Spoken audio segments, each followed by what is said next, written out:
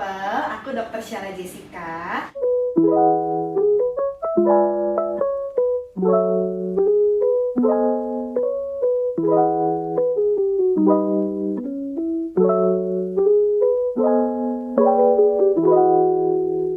Hari ini aku bersama dengan seseorang yang spesial menurut aku.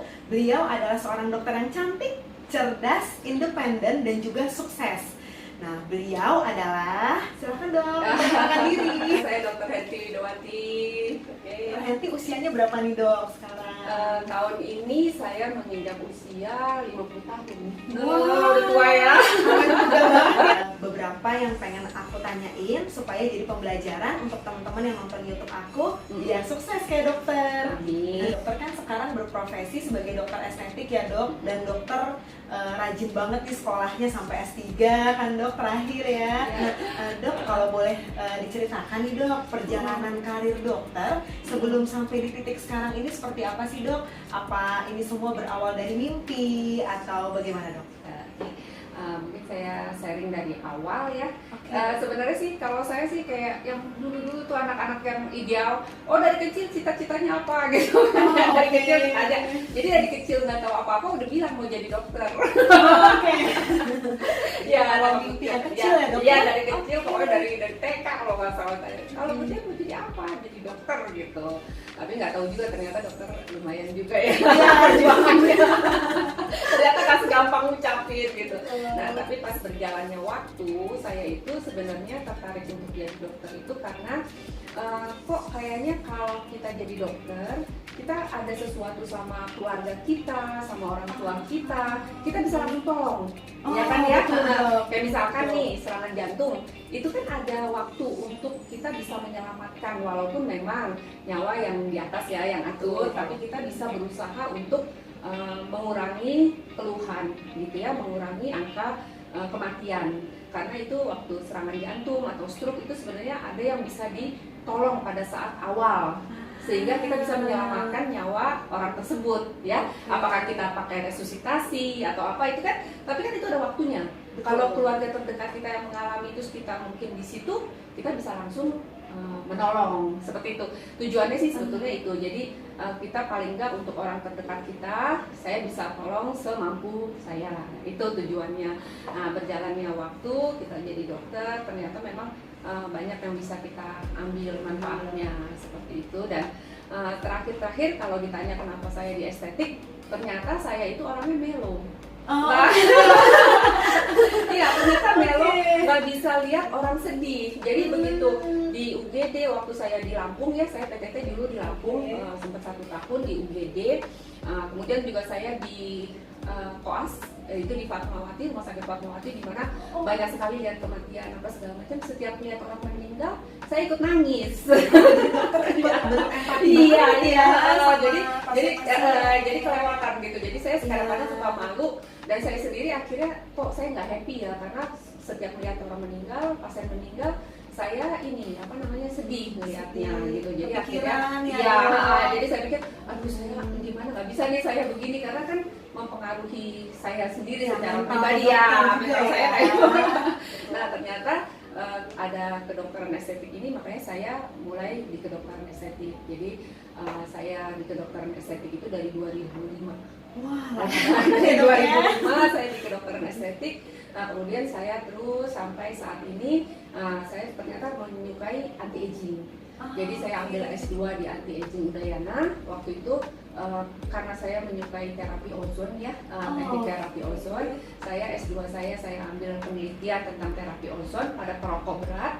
Ternyata hasilnya bagus. Nah kemudian berhasil S2 saya, kemudian saya teruskan ke S3, lanjut saya teliti lagi tentang terapi ozon. Ternyata ini bagus untuk mencegah andropause. Andropause itu kalau kita kan menopause ya, kalau wanita itu menopause. Nah kalau andropause itu pada laki-laki, jadi kita menghambat karena ternyata dari penelitian dari latar belakang saya banyak usia muda laki-laki yang kena serangan jantung. Oke. Ya kan ya, ternyata serangan jantung ini berkaitan dengan berkurangnya testosteron pada laki-laki. Jadi itu yang mendasari saya ambil S3 karena memang kadang-kadang orang berpikir oh testosteron untuk gedein muscle. Oh, Oh testosteron untuk ya dok. Untuk keperkasaan. Tapi ternyata tidak, itu yang terpenting bukan itu, karena kalau hanya kejantanan kita masih bisa nunggu waktu lah. Oh ya, berapa ini treatment masih. Tapi kalau jantung, serangan jantung saat itu juga Harus ya. saat itu juga bisa merenggut nyawa seperti itu. Jadi memang harus diperhatikan kadar testosteron pada laki-laki dewasa. Oh, Ya, begitu seperti itu, dok. Dok. Dokter kan sekarang punya klinik, terus kemudian nyaman banget kliniknya, Ya, ya kan? terima Pasien-pasien kasih, juga ya. banyak yang loyal sama Iya. dokter, dan dokter juga ada pendidikan pengajaran juga ya dok. Iya. Nah itu awal mulanya dok, apakah merintis itu dari mulai klinik kecil dulu atau bagaimana dok? Iya. Bisa diceritakan nggak dok? Jadi awalnya sebetulnya saya dulu kerja ya, sama dokter saya kerja. kerja dulu untuk Oh. mengambil pengalaman ya. Oh, Jadi oke. bekerja di klinik estetik.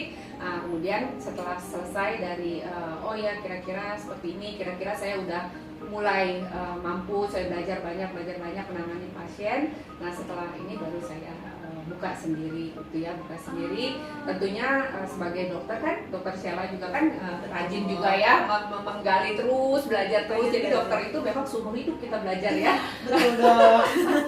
Jadi untuk satu hal kita harus belajar sertifikasi terus sampai harus keluar negeri. Dulu sih nggak pandemi ya, jadi kalau ada apa-apa kita bisa langsung keluar ambil ilmu dari pakarnya langsung seperti itu. Nah sekarang kita bisa sih zoom meeting, cuman memang kalau untuk estetik sendiri kan kita harus hands on sebenarnya ya, langsung nanganin. Nah itu yang berkendala selama pandemi ini sebenarnya ya.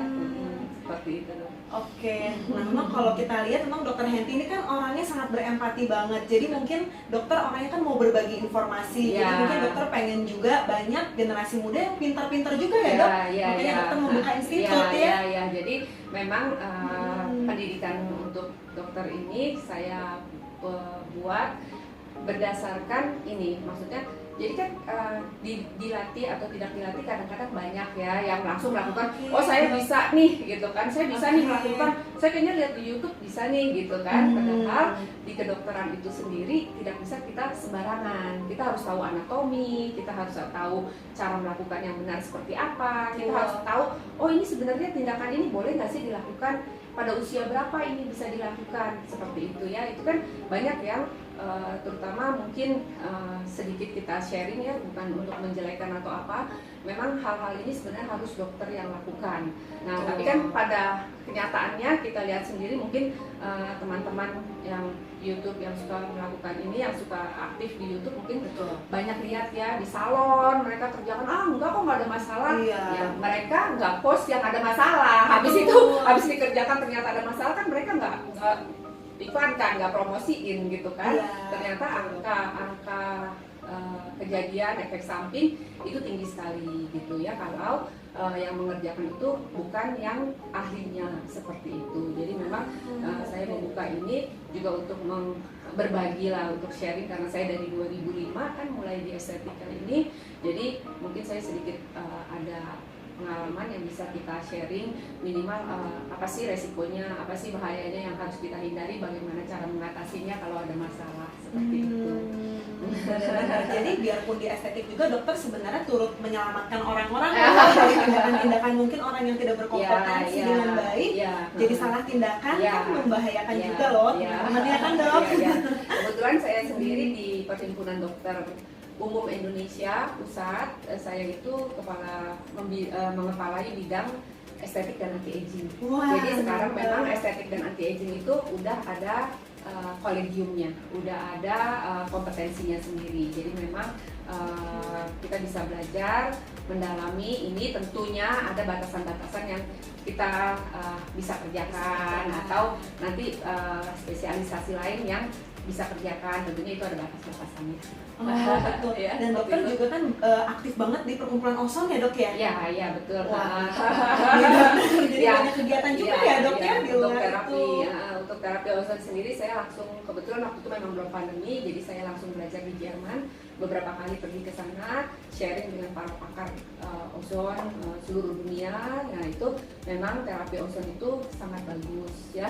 Hanya ada beberapa syarat yang memang harus dipenuhi untuk terapi ozon ini sendiri ya. Jadi misalkan dokternya harus kompeten, kemudian alatnya juga mungkin teman-teman juga harus waspadai karena kita nggak bisa pakai sembarang alat ya. Jadi mungkin saya sharing sedikit tentang terapi ozon karena memang saya mendalami di sini ya.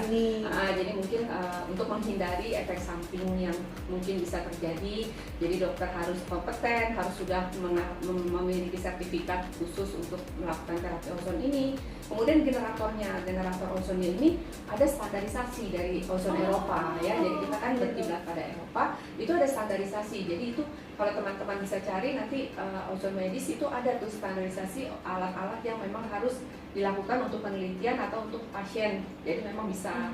Nah, kemudian yang terpenting lagi oksigennya. Ya, mungkin teman-teman ya untuk menghindari kesalahan, oksigennya itu tidak bisa diambil dari udara bebas ini.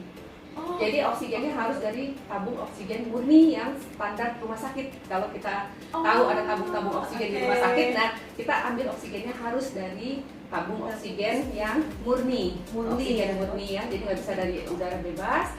Nah kemudian tentunya dokter yang sudah terlatih ini akan mengetahui dosisnya, konsentrasinya oksigen ozon yang diperlukan untuk pasien tersebut. Jadi untuk pasien kita misalkan untuk pandemi ini ya, untuk imun sistem tentu dosisnya berbeda untuk pasien yang sedang sakit terkena virus, misalkan demam berdarah kah, atau cikungunya sekarang lagi banyak ya pasiennya. Nah itu tentu dosisnya berbeda untuk mematikan virus ataupun untuk membangun imun sistem kita. Seperti itu. Jadi dokternya memang harus betul-betul menguasai semua tentang terapi ozon ini karena memang ini agak-agak bukan di kedokteran dulu nggak dipelajari ya. Seperti itu. Ilmu lebih baru ya dokter berarti ya. Iya betul. Nah tapi di masa pandemi ini terapi ozon sangat-sangat membantu sebetulnya ya. Di Jerman sendiri kan angkanya juga kecil ya karena memang lifestyle mereka atau kesehatan mereka udah baik. Nah kemudian terapi ozon sendiri di sana udah common ya, udah biasa sekali sampai asuransi pun cover untuk terapi ozon. Jadi sudah biasa ya dok sebenarnya jadi lifestyle malah ya dok ya. Betul seperti itu. Kalau manfaatnya dok berarti ozon tuh banyak banget ya dok ya. Selain manfaat yang tadi dokter sudah ceritakan, ada manfaat-manfaat lain nggak dok biar teman-teman pada semakin berwawasan dok. Jadi kita lebih bahas ke terapi ozon ya. Tapi memang ini sangat bagus. Saya senang mendalaminya karena memang dengan terapi ozon ini kita bisa banyak membantu berbagai macam keluhan, berbagai macam penyakit tanpa obat sebetulnya. Kita bisa bantu dengan tanpa obat, hanya terapi ozon aja itu seperti itu. Jadi misalkan kita untuk membuat imun sistem, untuk mematikan virus, mematikan bakteri, atau untuk menstabilkan metabolisme, itu semua bisa dibantu oleh terapi ozon. Tapi tentunya kembali lagi tergantung kondisi pasien dan masing-masing pasien tentunya masing-masing kita ini kan setiap kali terapi itu selalu ada orang per orang gitu loh ya. Jadi tubuh kita kan nggak bisa sama dokter Siala kan nggak mungkin bisa sama karena lifestyle kita beda. Kemudian paparan kita terhadap radikal bebas, apakah saya ngerokok, apakah saya minum alkohol, itu kan radikal bebasnya tinggi sekali. Dan juga berbeda dengan orang yang tidak merokok ataupun tidak minum alkohol atau tidak begadang ya teman-teman. Ini ya. Nah anak milenial ini kadang-kadang udah selesai pekerjaan, udah selesai tugas, nge-game sampai pagi. Nah itu sangat tinggi radikal bebasnya, merusak tubuh kita ya sebetulnya itu. Jadi memang ini bisa teratasi lah, terbantu dengan terapi ozon ini seperti itu. Jadi di estetik pun bisa membantu dari segi kesehatannya juga ya, tentu saja ya. Jadi nggak harus orang sakit. Betul. Untuk melakukan terapi ozon ini tidak harus orang sakit. Jadi orang sehat pun untuk mencegah. Nah, kita kan kalau di terapi ozon apa aja nih dok yang mesti disiapkan? Ya. Jadi kalau terapi ozon sendiri ini kan kita saya di klinik sini pakai cara Jerman. Jadi pakai cara Jerman saya kumpulkan nanti darah pasien atau klien di sini. Saya cuma butuh 120 cc. Di sini ada ininya, tunjuknya ya. Tunjuknya ya seperti dok. ini. Nah, kemudian ini adalah alat-alat yang semua sekali pakai. Ini ada drone filter untuk menyaring bakteri dari luar supaya tidak masuk ke dalam botol sini. Nah kemudian ini adalah set bat set yang untuk digunakan. Ini juga jarum yang digunakan. Jadi ini kita nanti akan gunakan ke pasien sekali pakai semua, sekali buang semua. Jadi biasanya kita nanti ada kerjasama dengan limbah untuk penghancuran botol-botol ini, ya. Melakukan terapi ozon yang baik dan benar ya untuk kesehatan pasien, kita ambil generator khusus ya. Jadi kita ambil dari tabung oksigen ini, mengalir ke generator, kemudian kita ambil. Jadi dosisnya udah diatur. Ini kita ambil di spet. Nah ini adalah oksigen dan ozon yang betul-betul murni, karena oksigennya itu 99,9%, sisanya baru ozon. Jadi ozonnya memang betul-betul konsentrasinya sedikit sekali, sehingga dia tidak menimbulkan hal-hal buruk pada tubuh, tapi menimbulkan hal baik pada tubuh karena dia mengaktifasi imun sistem di dalam tubuh. Jadi ini pasien dalam keadaan sedang perawatan, kita bisa lakukan bareng ya terapi ozon, jadi tidak menghabiskan waktu. Nah, kita ini sterilkan dulu, tolong dikepang dulu. Nah, oke.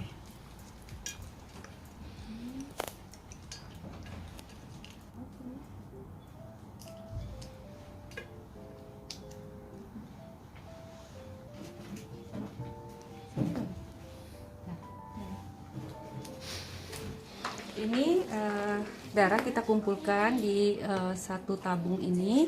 Ini semua sekali pakai.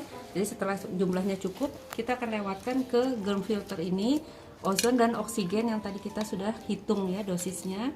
Ini adalah germ filter untuk menahan bakteri atau virus masuk ke dalam darah.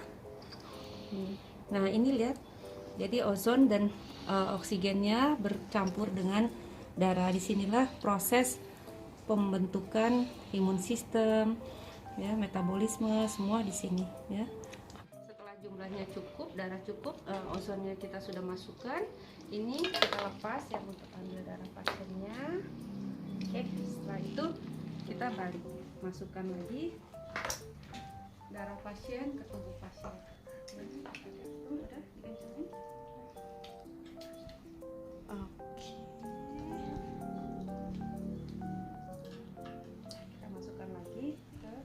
Untuk pasien. Nanti ini biasanya berlangsung sekitar 30 menit. Keadaan sehat. Jadi tujuan anti-aging itu gitu. Jadi kita jangan panjang umur tapi sakit-sakitan. Kita harus melakukan tindakan-tindakan lain. Kita nggak bisa, oh ya sehat udah terapi ozon aja, kita tetap aja berkehidupan kurang bagus, kan ada terapi ozon kan gitu.